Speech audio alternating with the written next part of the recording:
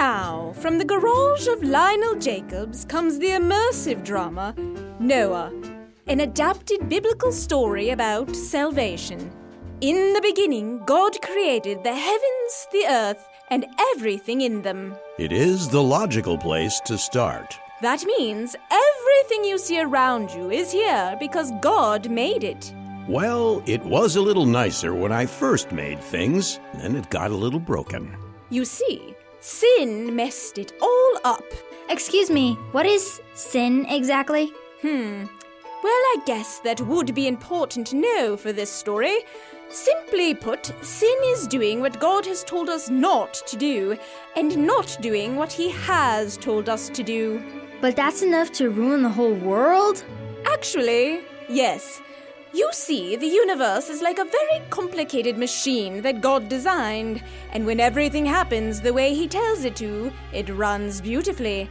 But when humans decided to not do as they were told, the whole thing started to break down. You mean it all stopped working? Not quite. God isn't short-sighted. He designed everything to keep going, even when things get bad. But it definitely is not as good as it was. No, it isn't. And wasn't. All the trouble that we see today was even worse back then. More and more people were being born, and though this meant great nations and heroes came to power, they did not love God. I can see their hearts, and let me tell you, all they think about is evil. Evil? Like taking over the world evil? All kinds of evil. Wow, that's a lot of kinds. It is. I made humans to be the most beautiful thing in the universe. But now they are lying, betraying, stealing, enslaving, worshiping, hurting, and even killing each other. It hurts so much to see them like this, I wish... Well, maybe not. What? I'm just kind of sorry I ever made humans. I might as well destroy everything and start from scratch. But there was one person that loved God. Ham, Japheth, come help me get these grapes inside, boys. His name was Noah. Oh, hello. Won't you come inside?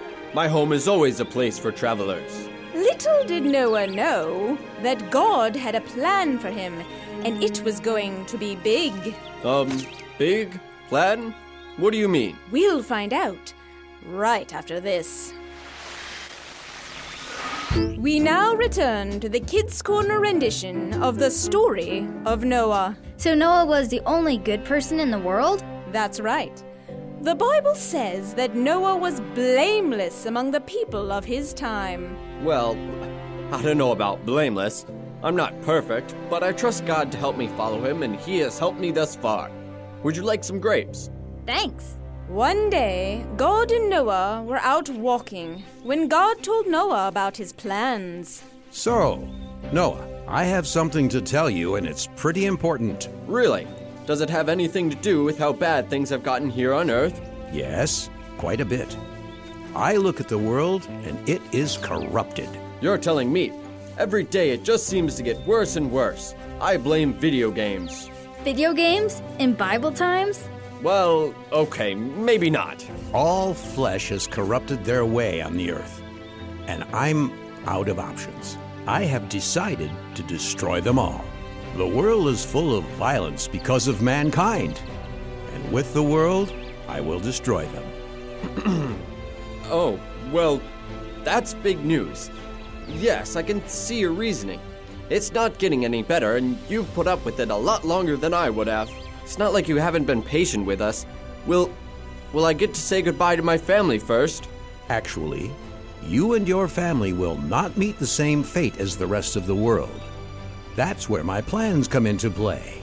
I want you to build a large wooden ship to keep you and your family safe. Keep us safe? You mean like an ark? Exactly. Give it rooms and different levels, and here's how big it needs to be. Wow, this is huge. This is bigger than our whole house. Do you really think we're going to need a ship this big? There's only 8 of us. Me, my wife, my 3 sons, and their wives. Yeah, they don't exactly need the Titanic. No, they don't. but I want them to take animals with them. Animals? Which kinds? All kinds. Expect at least a male and female of each. At least? Build the boat, then we'll talk numbers. And so Noah did. The Bible doesn't tell us how long it took him to build this ark, but it's possible that he hired his neighbors to help. Noah had neighbors? Of course. So you say God told you to build this thing? Yup. Pretty impressive, huh? Yeah, but why? Well, you see, the world has gotten really bad, and it's not going the way God made it to. Instead of being a place of beauty, it's become a place of evil and violence. Oh yeah, I love violence. No, you see that? Right there. That's what he's talking about. Because of that kind of thinking, the world is going to be destroyed. People need to turn back to obeying God so they can be saved. Whatever, preacher man. Are you gonna tell me where you want these boards? Over there. As you can see, Noah still cared about people, even if they were doing terrible things. But in the end, when the great boat was finished, only he and his family believed enough to go aboard and prepare for what God was going to do next. Noah and his family had finally finished the big project that God had given them. The boat was big. Very big. So, dearest, I have to ask. Yes, my wife? You say this boat is supposed to be for our little family. Last I counted, there's 1, 2, 3. Yeah. There's only 8 of us, and yet you've not only built the biggest boat known to man, but you've packed enough food to last us a lifetime. Are we expecting company? I didn't tell you? God says that we're taking animals with us. Oh, well, that makes more sense. Are we talking camels or kangaroos or cats? 2 of each. Oh, and chameleons? 2. I'm beginning to see a pattern here. Oh yeah, I know this part of the story. God told Noah to take 2 of each animal into the ark. Very good, Monica. But there were some animals like birds, sheep, and cows that God actually told him to bring 14 of each. Why is that? I suspect there were a few reasons. For one, these kinds of animals were the kinds that people used to sacrifice as part of worshipping God. For another, these kinds of animals were good to eat, and with a lot of meat-eating animals on board, God probably didn't want the last 2 cows on the planet getting eaten by the last pair of hungry wolves. Smart. Smart or no, I still don't understand. Where are all these animals coming from? Are we gonna have to go to the pet store? Do we need to get big wagons and go on a big game safari or something? God didn't say. They just... Ah! There's a rhinoceros walking across my... 2 rhinoceroses? Where did... 2 wildcats? 14 flamingos? Noah, what's going on? I guess God's got the animal collecting under control. Boys, show our guests to their quarters. Welcome, my friends. I don't believe this! Yes, the Bible says that the animals came to Noah, and he made sure they all had room. Soon every kind of animal that walks on the ground or flies in the air had at least 1 pair on board. Giraffes to gerbils, tortoises to thylacines, anacondas to apes, hyenas to horses. I get it. Right. Now everything was ready. Noah, get everyone on board. Yes, Lord. You heard him, kids. Let's go. So, this is it? No one else? No, just us, Lord. Yeah, I know. Watch your step. After Noah's family got in, God shut the door tight as the first raindrops began to fall.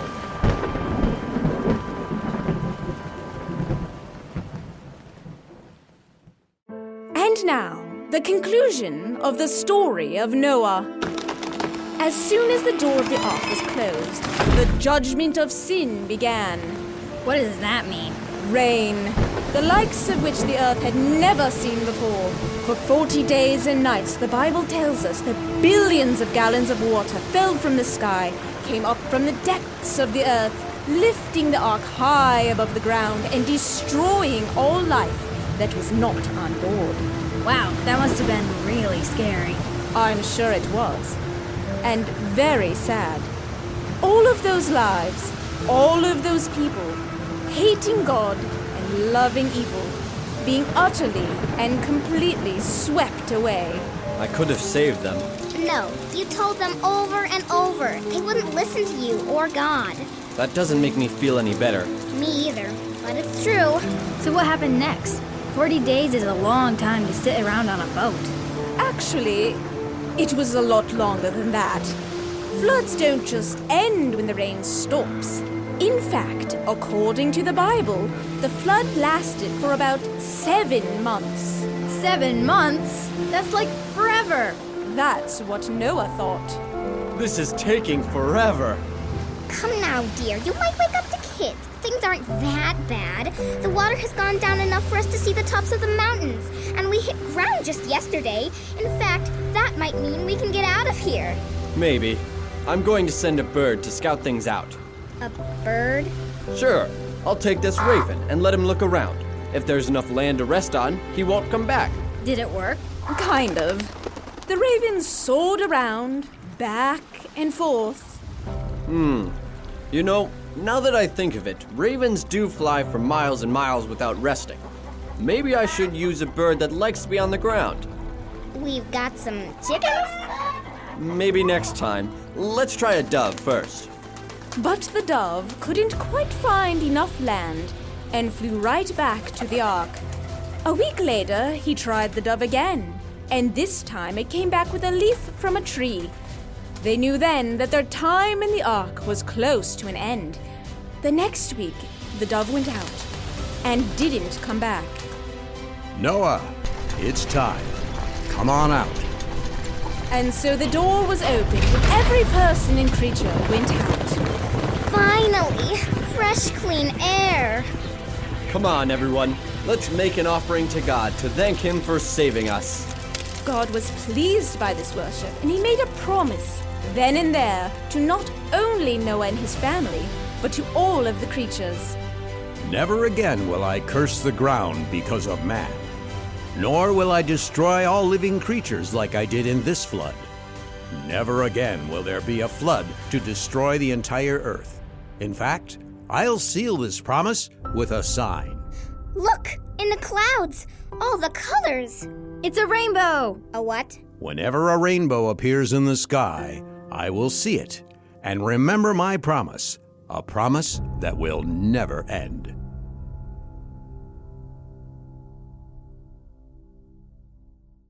Well, that was fun. Thanks for playing the part of the narrator, Fiona. It truly was a pleasure, Lionel. Mr. Jacobs, I have a question about the story of Noah. Really? I think you know that story pretty well by now, Joy. Well, I do, but I guess my question is more, well, why? Why? Yeah, why are we reading the story of Noah on Holy Week? Yeah, shouldn't we be learning about Easter instead? Oh, I see what you're saying.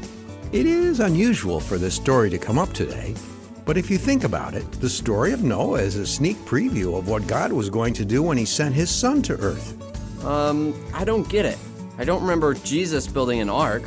Did Noah die on a cross or something? I don't think so, Artie. Me either, Monica. What Lionel means is like in the time of Noah, our world is full of sin. All over the world, people everywhere are doing things that are wrong. And in Romans 6:23, we learn that has only one outcome: destruction. Exactly. Because of our evil thoughts and actions, we are doomed to be destroyed, like Noah's neighbors. However, God has given us a way to be saved. An ark? In a way, his name is Jesus. Jesus never did anything wrong. He defeated death, and if we trust in him, we can have God's gift of salvation. Salvation? It's a fancy word for getting saved from something. So the ark was the salvation of the animals in Noah's family. Just like Jesus is our salvation. Right. And like Noah, we need to tell others about how they can be saved as well. That's right. Everyone needs to know about what Jesus has done for them and how by simply believing Jesus, they can be saved from the consequences of their sin. And just like the ark, Jesus welcomes anyone who believes. Well, I guess it does make sense to tell this story after all. It's not just a Sunday school story with lots of animals. It has a lesson that applies even today. Yeah, God will never flood the whole earth again. Okay, maybe a few lessons. Well, I'm glad you approve. See you all next week? I'll be here. I'll have to check. Maybe. I'd hate to miss another adventure. All right. You want to turn off the radio on your way out? I'll get it.